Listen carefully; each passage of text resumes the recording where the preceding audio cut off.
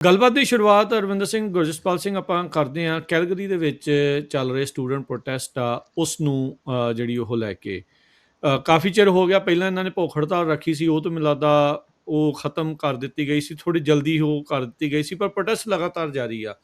ਹੁਣ ਇਹ ਵੀ ਨਾਲ ਦੇ ਨਾਲ ਪਹਿਲੋਂ ਆਪਾਂ ਇਸ ਚੀਜ਼ ਨੂੰ ਕਰਦੇ ਹਾਂ, ਪ੍ਰੋਟੈਸਟ ਕਰਕੇ ਵੀ ਸਾਡੇ ਤੇ ਤਰਸ ਕਰੋ। ਇਹ ਇੱਕ ਇਸ ਭਾਵਨਾ ਦੇ ਨਾਲ ਜਿਹੜੇ ਨਿਆਣੇ ਆ, ਸਟੂਡੈਂਟ ਆ, ਉਹ ਉੱਥੇ ਪ੍ਰੋਟੈਸਟ ਕਰ ਰਹੇ ਆ। ਇਹਦੇ ਵਿੱਚ ਮੈਂ ਇਹ ਜਾਣਨਾ ਚਾਹੁੰਦਾ, ਆਪਾਂ ਪਿਛਲੀ ਵਾਰੀ ਵੀ ਥੋੜ੍ਹੀ ਜਿਹੀ ਗੱਲ ਕੀਤੀ ਸੀ, ਕਿਤੇ ਕੋਈ ਟੈਕਨੀਕੈਲਿਟੀ ਦੇ ਵਿੱਚ ਮਾਤ ਤਾਂ ਨਹੀਂ ਖਾ ਰਹੇ? ਕਿਹੜੇ ਐਂਗਲ ਤੋਂ ਇਹਨਾਂ ਨੂੰ ਇਹ ਪ੍ਰੋਟੈਸਟ ਦੇ ਵਿੱਚ ਜਾਣਾ ਚਾਹੀਦਾ? ਪ੍ਰੋਟੈਸਟ ਕਰਨ ਦਾ ਅਧਿਕਾਰ ਸਾਰਿਆਂ ਨੂੰ ਆ, ਉਹ ਸਾਰੀਆਂ ਚੀਜ਼ਾਂ ਜਿਹੜੀਆਂ ਉਹ ਹੈਗੀਆਂ ਆ। ਇਹ ਹੁਣ ਪ੍ਰੋਟੈਸਟ ਦਾ ਕੀ ਬਣ ਰਿਹਾ ਆ, ਕੀ ਇਸ ਦੇ ਵਿੱਚ ਅਪਡੇਟ ਹੈਗੀ, ਇਹ ਥੋੜ੍ਹਾ ਜਿਹਾ ਡਿਸਕਸ ਕਰਿਓ ਜੀ। ਜੀ ਰਾਜਕਰਨਵੀਰ ਸਿੰਘ, ਦੇਖੋ ਮਤਲਬ ਜਿਹੜੀ ਮੀਡੀਆ ਦੇ ਵਿੱਚ ਪਰਸੈਪਸ਼ਨ ਇਹ ਹੋ ਗਈ ਵੀ ਉਹ ਤਰਸ ਦੇ ਆਧਾਰ ਤੇ ਮੰਗ ਰਹੇ ਆ ਐਗਜ਼ੈਕਟਲੀ ਜਿਹੜੀ ਪ੍ਰੋਟੈਸਟ ਹੈ ਨਾ, ਪਰ ਇਹ ਬਿਲਕੁਲ ਵੀ ਜਿਹੜੀ ਤੇ ਇਹ ਜਿਹੜੇ ਬੱਚੇ ਆ ਹਨਾ, ਉਹ ਆਪਾਂ ਤੁਹਾਨੂੰ ਚੇਤਾ ਹੋਣਾ ਰਾਜਕਰਨਵੀਰ ਸਿੰਘ, ਜਦੋਂ ਆਪਾਂ ਵਿਨੀਪੈਗ ਦੇ ਬੱਚਿਆਂ ਦੀ ਆਪਾਂ ਨਾ ਗੱਲਬਾਤ ਕੀਤੀ ਸੀਗੀ, ਉਦੋਂ ਵੀ ਸਾਨੂੰ ਇਹ ਲੱਗਿਆ ਸੀਗਾ ਵੀ ਯਾਰ ਬੱਚੇ ਕੋਲੇ ਉਸ ਤਰੀਕੇ ਦੀ ਟ੍ਰੇਨਿੰਗ ਨਹੀਂ ਹੈਗੀ ਵੀ ਅਸੀਂ ਆਪਣਾ ਸੁਨੇਹਾ ਕਿਵੇਂ ਲੈ ਕੇ ਜਾਣਾ। ਉਹਦੇ ਕਰਕੇ ਜਿਹੜੀ ਇਹ ਸਾਨੂੰ ਲੱਗ ਰਿਹਾ ਵੀ ਉਹ ਤਰਸ ਦੇ ਆਧਾਰ ਤੇ ਮੰਗ ਰਹੇ ਆ। ਸੋ ਮੈਂ ਉਹਦੀ ਥੋੜੀ ਬੈਕਗਰਾਉਂਡ ਦਿੰਦਾ। ਜਦੋਂ 2018-19 ਦੇ ਵਿੱਚ ਕੈਨੇਡਾ ਨੇ ਇਮੀਗ੍ਰੇਸ਼ਨ ਵਾਲੇ ਸਾਰੇ ਰਾਹ ਰਸਤੇ ਖੋਲੇ, ਉਹਨਾਂ ਨੇ ਬਹੁਤ ਜ਼ਿਆਦਾ ਬੱਚੇ ਇੱਥੇ ਆਉਣ ਦਿੱਤੇ। ਉਹਨਾਂ ਨੇ ਕੀ ਹੋਇਆ, ਸਾਡੇ ਨਾਲ ਥਾਂ ਪ੍ਰਾਈਵੇਟ ਕਾਲਜ ਖੁੱਲ ਗਏ, ਜਿਨ੍ਹਾਂ ਨੂੰ ਬੇਸਿਕਲੀ ਸ਼ਾਪਸ ਵੀ ਕਿਹਾ ਜਾ ਸਕਦਾ। ਕਿਸੇ ਨੇ ਇੱਕ ਛੋਟੀ ਜਿਹੀ ਬਿਲਡਿੰਗ ਦੇ ਵਿੱਚ ਕਮਰਾ ਲੈ ਕੇ ਕਾਲਜ ਖੋਲਤਾ। ਉੱਥੇ ਉਹਨੇ ਕੋਰਸਿਸ ਕੀ ਰੱਖੇ, ਕੁਕਿੰਗ ਦੇ ਕੋਰਸਿਸ ਕੀ ਰੱਖੇ, ਹੇਅਰ ਡਰੈਸਿੰਗ ਦੇ ਕੋਰਸਿਸ ਕੀ ਰੱਖੇ, ਮੇਕਅਪ ਆਰਟਿਸਟ ਦੇ, ਇਦਾਂ ਦੇ ਜਿਹੜੇ ਬਿਲਕੁਲ ਟੁੱਟੇ ਕੋਰਸ ਰੱਖ ਕੇ ਉਹਨਾਂ ਨੇ ਕਾਲਜ ਖੋਲ ਕੇ ਆਫਰ ਲੈਟਰ ਦੇਣੇ ਸ਼ੁਰੂ ਕਰਤੇ। ਹੁਣ ਪੰਜਾਬ ਦੇ ਵਿੱਚ ਜਾਂ ਜਿਹੜਾ ਇੰਡੀਆ ਦੇ ਵਿੱਚ ਜਿਹੜਾ ਇਮੀਗ੍ਰੇਸ਼ਨ ਕੰਸਲਟੈਂਟ ਆ, ਉਹਦੀ ਤਬੀਅਤ ਕਿਸੇ ਤੋਂ ਲੁਕੀ ਨਹੀਂ ਹੋਈ ਵੀ ਉਹ ਠੱਗ ਤਰ੍ਹਾਂ ਦਾ ਬੰਦਾ ਹੈਗਾ, ਠੀਕ ਹੈ ਨਾ। ਜਿਨ੍ਹਾਂ ਨੇ ਕਾਲਜ ਖੋਲੇ ਉਹਨਾਂ ਨੂੰ ਇਸ ਚੀਜ਼ ਦੇ ਵਿੱਚ ਪ੍ਰੋਫਿਟ ਦਿਖਦਾ ਸੀਗਾ। $16,000-17,000 ਇੱਕ ਬੱਚੇ ਤੋਂ 1 ਸਾਲ ਦੀ ਫੀਸ ਲੈਣੀ ਆਫਰ ਲੈਟਰ ਦੀ, ਤੇ ਕੋਈ ਕਲਾਸ ਵੀ ਨਹੀਂ, ਮਤਲਬ ਬਹੁਤੀਆਂ ਕਲਾਸਾਂ ਆਨਲਾਈਨ ਜਾਂ ਕੋਈ ਆਉਣ ਦੀ ਰਿਕੁਆਇਰਮੈਂਟ ਨਹੀਂ। ਇੱਥੇ ਜ਼ਿੰਮੇਵਾਰੀ ਕਿਹਦੀ ਬਣਦੀ ਸੀਗੀ? ਕੈਨੇਡਾ ਸਰਕਾਰ ਦੀ। ਕਾਲਜਾਂ ਨੂੰ ਵੈਟ ਕਰਦੀ, ਉਹ ਮੇਕ ਸ਼ੋਰ ਕਰਦੀ ਵੀ ਯਾਰ ਇਹ ਜਿਹੜੇ ਕਾਲਜ ਨੇ ਇਹ ਅਪ ਟੂ ਸਟੈਂਡਰਡ ਨੇ, ਜਿਹੜੇ ਇਹ ਕੋਰਸ ਦੇ ਰਹੇ ਆ ਇਹਨਾਂ ਦਾ ਕੈਨੇਡਾ ਨੂੰ ਕੋਈ ਫਾਇਦਾ ਵੀ ਹੈ, ਐਗਰੀਗੇਟਡ ਹੈਗੇ ਵੀ ਆ, ਵੀ ਕੋਈ ਫਾਇਦਾ ਵੀ ਹੋਊਗਾ, ਵਾਕਿਆ ਵੀ ਨਿਆਣਿਆਂ ਨੂੰ ਜੌਬ ਵੀ ਮਿਲੂ। ਦਿੱਤੇ ਰਾਜਕਰਨਵੀਰ ਸਿੰਘ, ਉਹ ਪ੍ਰੋਪਰ ਪ੍ਰੋਸੈਸ ਦੇ ਰਾਹੀਂ ਹੋਏ। ਉਹ ਲੈਟਰ ਇਸ਼ੂ ਹੁੰਦਾ ਸੀਗਾ, ਉਸ ਲੈਟਰ ਤੇ ਵੀਜ਼ਾ ਲੱਗਦਾ ਸੀ, ਠੀਕ ਹੈ ਨਾ। ਸੋ ਗਲਤੀ ਕਿਹਦੀ ਹੈ? ਕੈਨੇਡੀਅਨ ਗਵਰਨਮੈਂਟ ਦੀ ਗਲਤੀ ਹੈ ਨਾ। ਉਹ ਵੀਜ਼ੇ ਤੇ ਹੁਣ ਬੱਚੇ ਇੱਥੇ ਲੱਖਾਂ ਦੇ ਹਿਸਾਬ ਨਾਲ ਉਰੇ ਆ ਗਏ। ਉਸ ਤੋਂ ਬਾਅਦ ਜਦੋਂ ਉਹ ਪ੍ਰੋਬਲਮ 2024-25 ਦੇ ਵਿੱਚ ਆਊਟ ਆਫ ਹੈਂਡ ਸ਼ੁਰੂ ਹੋਣੀ ਹੋਈ, ਉਹਦੇ ਵਿੱਚ ਇਹਨਾਂ ਨੇ ਉਹਨੂੰ ਹੱਲ ਕਰਨ ਦੀ ਬਜਾਏ ਇਹ ਇੱਕ ਬਲੈਂਕਟ ਬੈਨ ਲਿਆਏ ਵੀ ਜਿਹੜੀਆਂ ਇਦਾਂ ਦੀਆਂ ਪ੍ਰਾਈਵੇਟ ਸ਼ਾਪਾਂ, ਉਹਦੇ ਇਹਨਾਂ ਨੇ ਇੱਕ ਡੈਡਲਾਈਨ ਡੇਟ ਰੱਖਤੀ ਵੀ ਇਸ ਡੇਟ ਤੋਂ ਪਹਿਲਾਂ ਵਾਲਿਆਂ ਨੂੰ ਅਸੀਂ ਵਰਕ ਪਰਮਿਟ ਦੇਣੇ ਆ, ਉਸ ਤੋਂ ਬਾਅਦ ਵਾਲਿਆਂ ਨੂੰ ਅਸੀਂ ਪੋਸਟ ਗ੍ਰੈਜੂਏਟ ਵਰਕ ਪਰਮਿਟ ਦੇ ਦੇਣਾ। ਕੈਨੇਡਾ ਦੇ ਵਿੱਚ ਜਦੋਂ ਤੁਸੀਂ ਪੜ੍ਹਾਈ ਪੂਰੀ ਕਰਦੇ ਹੋ ਤਾਂ ਤੁਹਾਨੂੰ ਤੁਹਾਡੀ ਪੜ੍ਹਾਈ ਦੀ ਜਿਹੜੀ ਲੈਂਥ ਹੁੰਦੀ ਉਹਦੇ ਹਿਸਾਬ ਨਾਲ ਵਰਕ ਪਰਮਿਟ ਮਿਲਦਾ, ਤੇ ਉਸ ਵਰਕ ਪਰਮਿਟ ਦੇ ਹਿਸਾਬ ਨਾਲ ਫਿਰ ਕਈ ਵਾਰੀ ਤੁਸੀਂ ਇਦਾਂ ਦੀ ਜੌਬ ਸਿਕਿਉਰ ਕਰਕੇ ਤੁਹਾਡੇ ਪੱਕੇ ਹੋਣ ਦਾ ਰਾਹ ਖੁੱਲਦਾ। ਇਹ ਬਲੈਂਕਟ ਲੈ ਆਇਆ ਵੀ ਜਿਹੜੇ ਇਦਾਂ ਦੇ ਪ੍ਰਾਈਵੇਟ ਕਾਲਜਸ ਆ ਉਹਨਾਂ ਦੇ ਬੱਚਿਆਂ ਨੂੰ ਅਸੀਂ ਵਰਕ ਪਰਮਿਟ ਨਹੀਂ ਦੇਣਾ। ਜੇ ਵਰਕ ਪਰਮਿਟ ਜਿਨ੍ਹਾਂ ਨੂੰ ਮਿਲ ਵੀ ਗਿਆ ਉਹਨਾਂ ਨੂੰ ਪੱਕੇ ਹੋਣ ਦਾ ਹੱਲ ਹੁੰਦਾ।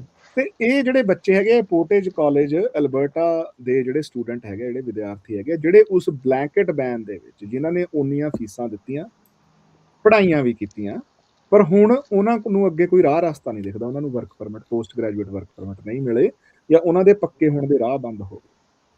ਹੁਣ ਉਹ ਲੋਕਾਂ ਨੂੰ ਲੱਗ ਰਿਹਾ ਵੀ ਉਹ ਕਹਿ ਰਹੇ ਵੀ ਨਹੀਂ ਜੀ, ਸਾਨੂੰ ਇੱਥੇ ਤੁਸੀਂ ਸਾਨੂੰ ਪੱਕੇ ਕਰੋ, ਅਸੀਂ ਤਾਂ ਕਿਉਂਕਿ ਉਰੇ ਸਾਨੂੰ ਆ ਗਏ। ਇਵਨ ਜਿਹੜੀ ਮੈਸੇਜਿੰਗ ਰਵਿੰਦਰ ਸਿੰਘ, ਰਾਜਕਰਨਵੀਰ ਸਿੰਘ, ਅੱਜ ਸਵੇਰੇ ਜਿਹੜੀ ਡੈਨੀਅਲ ਸਮਿਥ ਉਹਨਾਂ ਦੀ ਮੈਸੇਜਿੰਗ ਤੁਸੀਂ ਉਹ ਦੇਖ ਰਹੇ ਹੋ ਵੀ ਜਦੋਂ ਤੁਸੀਂ ਸਟੂਡੈਂਟ ਆਏ ਹੋ ਤਾਂ ਤੁਸੀਂ ਇਹ ਪ੍ਰੋਮਿਸ ਕਰਕੇ ਆਏ ਵੀ ਅਸੀਂ ਕੈਨੇਡਾ 'ਚ ਪੜਾਂਗੇ, ਫਿਰ ਅਸੀਂ ਵਾਪਸ ਜਾਵਾਂਗੇ, ਤਾਂ ਤੁਹਾਡੇ ਤੇ ਕੋਈ ਹੱਕ ਨਹੀਂਗਾ। ਉਹ ਬੱਚੇ ਇਹ ਥੋੜੀ ਕਹਿ ਰਹੇ ਵੀ ਸਾਨੂੰ ਪੱਕਾ ਕਰੋ, ਉਹ ਇਹ ਕਹਿ ਰਹੇ ਆ ਵੀ ਯਾਰ ਤੁਸੀਂ ਆਪਣੇ ਜਿਹੜੇ ਤੁਹਾਡੇ ਕਾਲਜ ਦਾ ਇੱਕ ਪ੍ਰੋਸੈਸ ਹੈ, ਸਾਨੂੰ ਉਸ ਪ੍ਰੋਸੈਸ ਦੇ ਵਿੱਚੋਂ ਤਾਂ ਲੰਘਣ ਦਿਓ, ਤੁਸੀਂ ਸਾਨੂੰ ਤਾਂ ਬਿਲਕੁਲ ਹੀ ਅਛੂਤਾਂ ਵਾਂਗੂ ਕੱਟ ਆਫ ਬਾਹਰ ਕੱਢ ਰਹੇ ਆ ਵੀ ਸਾਨੂੰ ਮੌਕਾ ਤਾਂ ਦਿਓ ਵਰਕ ਪਰਮਿਟ ਵਾਲਾ। ਉਹ ਤਾਂ ਬਾਅਦ ਦੀਆਂ ਗੱਲਾਂ ਵੀ ਕਿਸੇ ਦੇ ਪੁਆਇੰਟ ਬਣਦੇ ਆ ਨਹੀਂ ਬਣਦੇ ਆ, ਹਾਂਜੀ ਉਹ ਤਾਂ ਸਾਰੇ ਪ੍ਰੋਸੈਸ ਇਹਨਾਂ ਦੇ ਆ, ਸਰਕਾਰ ਦੇ ਹੀ ਆ, ਤੇ ਸਾਡੀ ਆਪ ਬਣਾਏ ਪ੍ਰੋਸੈਸ ਚੋਂ ਬਾਹਰ ਕੱਢ ਰਹੇ। ਇਹੀ ਲੱਗ ਰਿਹਾ ਵੀ ਨਹੀਂ ਉਹ ਬੱਚੇ ਤਾਂ ਦੇਖੋ ਜੀ ਹੁਣ ਉਹ ਆ ਗਏ ਆ, ਉਹ ਪੜ੍ਹੇ ਨਹੀਂ ਗਏ। ਮੈਂ ਕਹਿੰਦਾ ਵੀ ਬੱਚਿਆਂ ਦਾ ਕਸੂਰ ਹੈ, ਬੱਚਿਆਂ ਦੇ ਪੇਰੈਂਟਸ ਦਾ ਕਸੂਰ ਹੈ, ਥੋੜਾ ਕਸੂਰ ਹੈ ਸਰਕਾਰ ਦਾ, ਜ਼ਿਆਦਾ ਕਸੂਰ ਹੈ ਜਿਨ੍ਹਾਂ ਨੇ ਅਲਾਓ ਕੀਤਾ। ਦੋਨਾਂ ਨੂੰ ਦੋਨੇ ਲੈਵਲਸ ਤੇ ਹੀ ਜਿਹੜੀ ਸਾਡੀ ਜਿਹੜੀ ਅਕਾਊਂਟੇਬਿਲਿਟੀ ਆ ਉਹ ਪੂਰੀ ਹੋਣੀ ਚਾਹੀਦੀ ਹੈ। ਉਹਦੇ 'ਚ ਹੁਣ ਗੱਲ ਇਹ ਆ ਵੀ ਉਹ ਬੱਚੇ ਪਿਸ ਰਹੇ। ਮਤਲਬ ਦੇਖੋ ਬੱਚਿਆਂ ਦੇ ਵਿੱਚੋਂ ਵੀ ਹਨਾ ਵੀ ਆਪਾਂ ਇਹ ਗੱਲ ਕਹਿੰਦੇ ਰਹਿੰਦੇ ਹਾਂ। ਹੁਣ ਮੈਂ ਵੀ ਜੇ ਮੇਰਾ ਕੋਈ ਰਿਸ਼ਤੇਦਾਰ ਆ, ਉਹ ਮੈਨੂੰ ਫੋਨ ਕਰਕੇ ਮੇਰੇ ਨਾਲ ਇਹ ਤੁਹਾਨੂੰ ਐਕਚੁਅਲ ਕਨਵਰਸੇਸ਼ਨ ਦੱਸ ਰਹੇ ਆ। ਅਰਵਿੰਦਰ ਭਾਜੀ ਨਾਲ ਵੀ ਇਹ ਚੀਜ਼ ਹੋਈ ਹੋਣੀ ਆ, ਜਿੰਨੇ ਕੈਨੇਡਾ ਬੰਦੇ ਆ। ਰਿਸ਼ਤੇਦਾਰ ਨੇ ਕਿਹਾ ਵੀ ਜੀ ਅਸੀਂ ਕੈਨੇਡਾ ਬੱਚੇ ਨੂੰ ਭੇਜਣਾ। ਮੈਂ ਇਹ ਕਨਵਰਸੇਸ਼ਨ ਘੱਟੋ ਘੱਟ 20 ਵਾਰੀ ਕਰ ਚੁੱਕਿਆ। ਇਹਦੇ ਬੈਂਡ ਜੀ 6 ਆ, ਆਈਲੈਟਸ 'ਚ 6 ਬੈਂਡ ਆ।